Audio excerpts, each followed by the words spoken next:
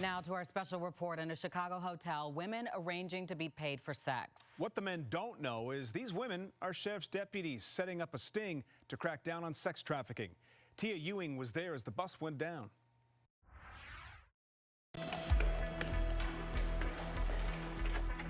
A night of action. The phones wouldn't stop. Inside a Chicago hotel, 5 undercover female police officers from the Cook County Sheriff's Department are posing as sex workers. Their mission? To catch the men looking to buy. The goal is to get the guys to come to the hotel. Once they're here, they'll come in here and make a deal. Then we go from there. Hi, baby. The so-called Johns are on the hunt. Okay.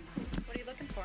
Lusting for paid sex acts. Well, QV will be 60. I'm running a special today. A QV or quick visit buys them 15 minutes. But tonight, they'll be getting way more than they bargained for. We're gonna go back. We got one coming up.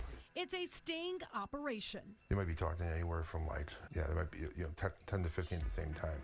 One room holds the undercover officers dressed to bait. In another, the takedown team is waiting. We're watching out there. We're watching for him to go in, and as soon as he goes in, then we're gonna come right behind him. Chairs, please. Chairs, please.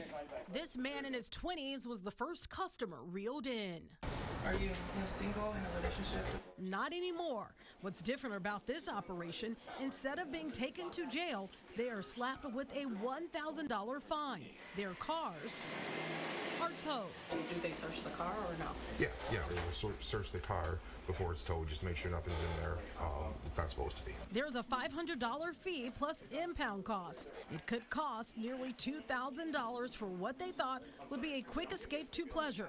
They aren't fully arrested, but they are given a lesson. Well, what drove you to look on the ads for today?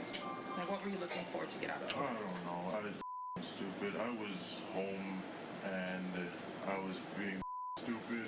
I should have just went inside the house and played video games. The guy said, it's my first time. Do you buy that? I don't know. I don't, because we hear that often.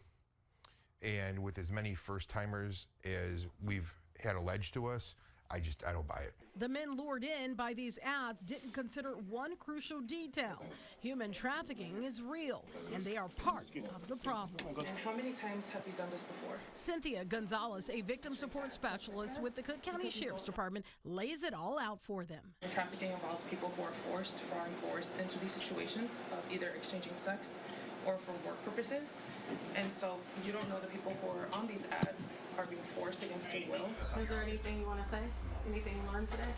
Yeah, don't. One after one. Chairs, please. Sorry. The Johns get caught red-handed. Cash, condoms, and regret on full display. What have I done wrong? We'll explain everything to you, okay? Chairs, please. He wasn't the only one caught off guard.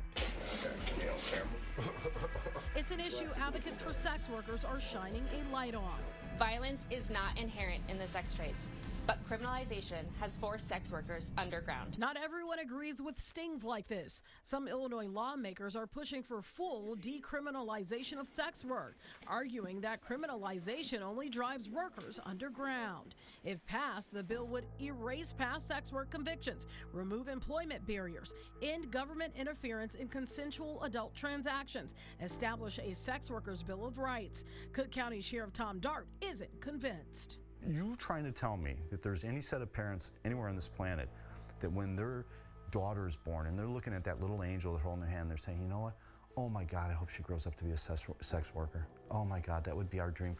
I mean, give me a break. Dart introduced the John Sting operation in 2009. So far, more than 2,400 have been cited.